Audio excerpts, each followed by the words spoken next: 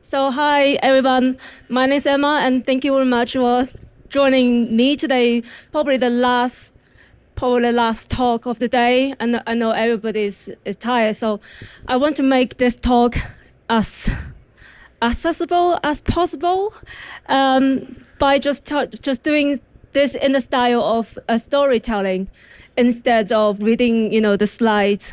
Unfortunately, I don't have a slides anyway. So hi, I'm Emma. So I'm from London, all the way from London, 11 hours of flight.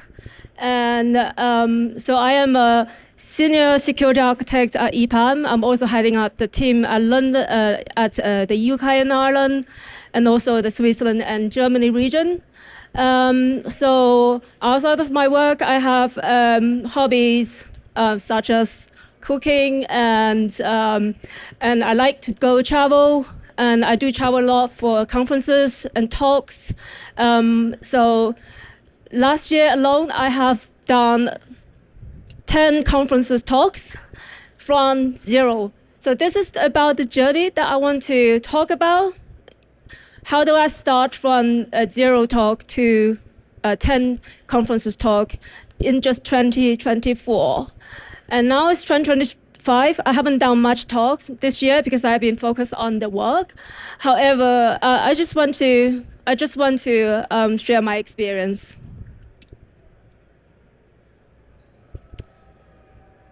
So I want to, initially, this talk has been given at 40 different conferences already, but initially this is more all about women. It's more about focus on the women's energy, women confidence, imposter syndrome. But I can see that we have got some allies and some male, audience here.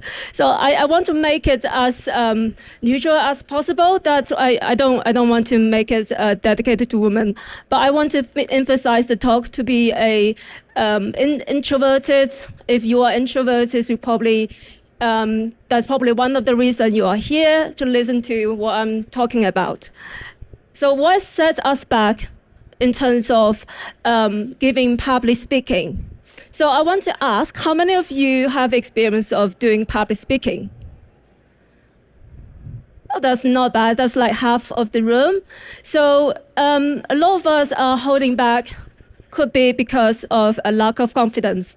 So that's or the imposter syndrome, scenario. That's everybody who's not confident about speaking up. It could be because their personality. It could be that they just wanted to simply keep quiet. I talked to people who were like they are not a public person, and that's absolutely fine. But if you don't want to speak up because of confidence, then that can be something that can be addressed. So another challenge that is very specific. Well, it's not really specific to women, but it's specific to someone who has a family and who are a parent or even single parent. So that is when you don't find time to go to conferences and speak. So that's probably resonate with some of you and here, but that's also one of the evidence that a lot of people don't want to do public speaking because they don't simply just have no time.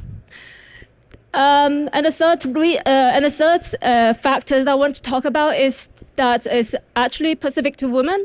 So women, we do not feel safe or comfortable of attending the event. So let alone speaking on the stage where the audience is probably 70%. I mean, no, I'm not saying this audience. We've got quite a lot of women here. So some conferences are not inclusive, simply, period. So that is not our issue to address that, but I think that is probably the most common, is a common scenario. And when we see a conference with a speaker line up of about 90%, I've been to a conference. I was a speaker, but the lineup was about 90% of them are men. So it was scary. It was scary. So Now I want to flip to the other side of the scenario. So why does public speaking even matters? So in the previous, I want to say slides, but I don't have a slide. Yeah, just previously I was talking about the 3 main reasons that people don't want to speak up. So my key message here is to ask yourself, be authentic about yourself, that what is the reason you are not speaking up. Don't blame being an introvert, because that is not always the case. Think about that. Only you can answer this question. So then, why do we do public speaking? So I would already talk about some of us are lacking of confidence, right? So lack of confidence, that's one of the main reasons.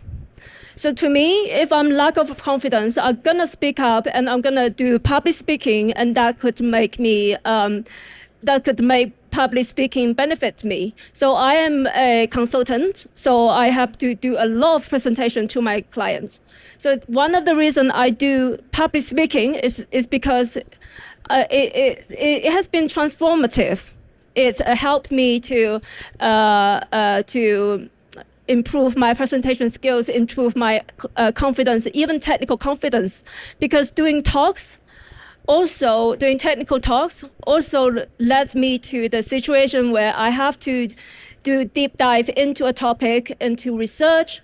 If you're thinking about it, that will take a lot of time. And as a result, you will learn a lot from this process. So another important reason for doing public speaking is to build my own personal brand. So it's not just my own personal brand, also my company's brand as well. So if you are that kind of person who care about your external visibility outside of your company, or also your own visibility, public speaking is something you can try. And also, it will lead to new opportunities, because you never know. And the next one is to be a role model. What I meant about being a role model, again, this is Women Pacific, and I apologize to the men who sit in the audience. So being a role model, because we are, as a woman, we are already lonely enough in conferences like this. So just to give you an example, today I've been to about 6 talks at DEF CON. None of the speakers were female. So what that tells us, yes, we don't have we are underrepresented in this kind of conference. Yeah, and the stat told us also, normally if a woman is standing on the stage on the panel, is almost the only one who they are the only woman on the panel. Then another thing that I would like to talk about is the introvert. I think that's probably the most interesting part of it. A lot of people even shame about being an introvert. I used to be an introvert. I mean, I'm still an introvert. And growing up as an introvert, I didn't know I can utilize my, I can leverage introverted personality as my own strength. So I had suffered a lot from being an introvert when I was little. So if you think about, the introvert person couldn't be a leader, that's wrong, because we have seen a lot of evidence. People like Bill Gates, Mark Zuckerberg, I don't want to mention his name, but he is, and Jim Senegal, he's the founder of Costco and the former CEO. So of course you can be a leader. There's nothing to do with introvert and extrovert person. And are you an introvert who is holding back on speaking because you are simply wanting to keep quiet? So you need to ask those questions to yourself. Now, I would like to talk about my path to public speaking. Okay. So the first thing is to find your stage. So I Actually, I do need my slides here, but apologies, I don't have my slides, so I can't. Yeah, so there is, okay, so I'm just gonna read it out. So the papercore.io and sesonize.com, these are the two main websites that I use to find my stage. And dev.event, I mean, if you are going to go back to the recording, you're probably going to get the URLs as well. So, and there are tons of programs that you would be able to find on all kinds of communities that you can and make friends with the community organizers. They will provide you the experience and to be a public speaker if you want to. So what topic would you choose? That's probably the next question you want to ask. It doesn't have to be innovative and niche. Everybody think, oh, I need to be able to break something to speak at DEF CON. That's not true. I haven't break anything yet. So just to be honest. Secondly, it doesn't have to be interest everybody because you cannot cater for the entire room of the audience. So if we have a conference of 2,000 people, probably gonna be 40 people in the audience. So if one of them is able to take away from you, your idea, then that is a successful thing. Being on the stage is already a successful thing for you. So. So how do you make your talk stand out? So you need to ask those questions. Does it solve a problem? Does it align with the conference theme? And is it a research or a methodology or a tool? Can you deliver it confidently? Because if you couldn't deliver the topic confidently, you're probably gonna likely to fail the talk.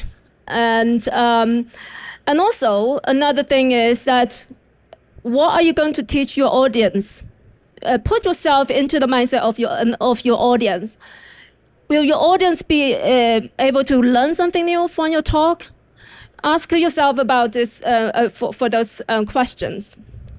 So now your CFP has been accepted at the conference. So what to do now? That only means that you only 20% successful.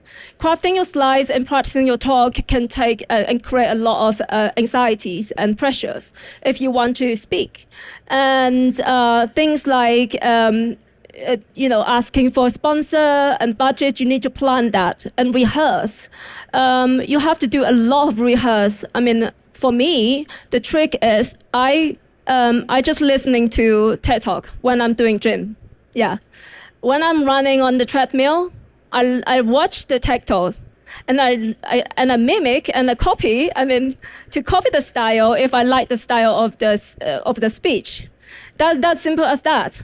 I mean, I'm not saying that this works for everybody, but it does work for me sometimes.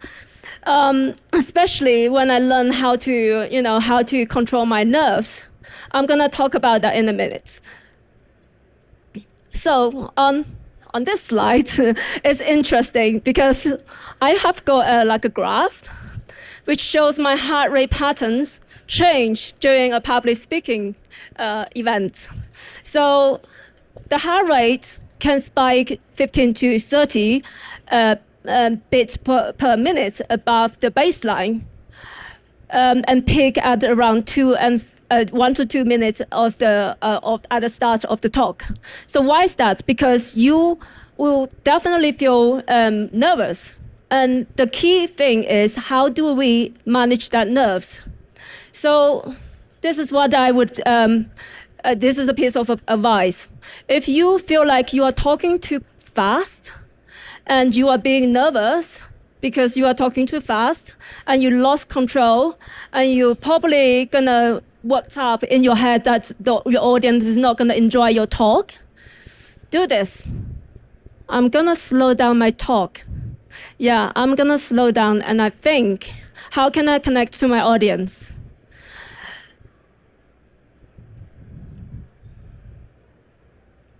Yeah, at the end of the day, we are only humans, right? We are not robots. We can't talk indefinitely. So So that's the thing. You need to manage your emotions. You need to manage your body language, manage your heart rate, manage your mindset. Put yourself into a mindset of service. You serve people when you're doing the talk. Good. Yeah, you serve your audience.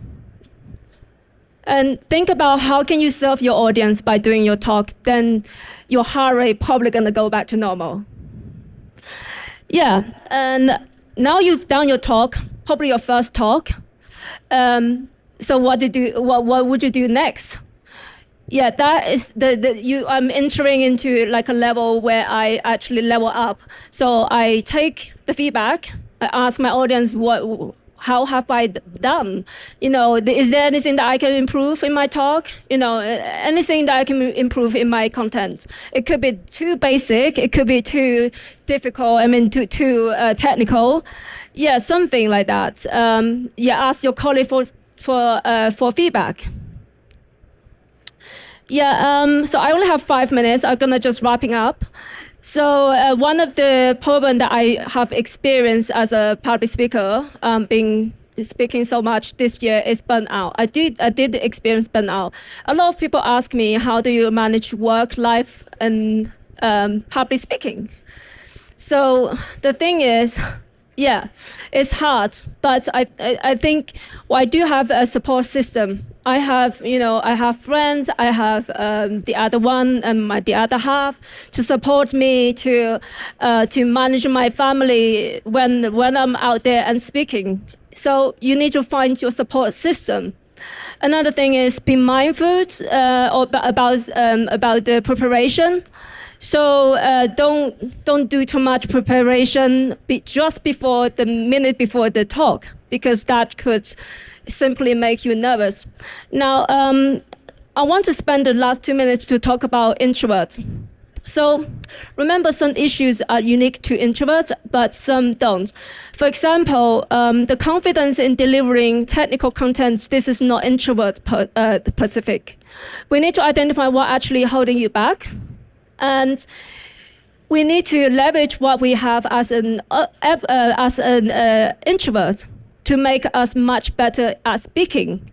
As I said by Simon Sinek, we don't want to hold. I don't like to hold the court, but I like to look at you. I like to speak to you. And connecting with your audience is exactly that. So as an introvert, I can connect to every single one of you by using eye contact, by directing the message to you, and to be thoughtful. Okay. Okay, cool. So I also need my slides for this page. There's a book called Quiet. If you haven't read this book yet, I think it would be a very good start. It's called Quiet: The Power of Introvert in a World That Can't Stop Talking. So there is a zero correlation between being the best talker in the room and being the one who has the best ideas. This was said by Susan Cain, and I think I'm actually reaching the last slides of my show. So my last key message that I would like to deliver to everybody is, when you are doing your talk, remember every single slide or every single section of your talk needs to link to a key message that you want to deliver to your audience. And the thing is, we need to start somewhere. Maybe you can start something small, a community within your community, or you can start with a meetup. Speak to a smaller audience to build up your confidence and build a resilience along the way. The more you speak, the more you will develop confidence. And and the final line is, you got this.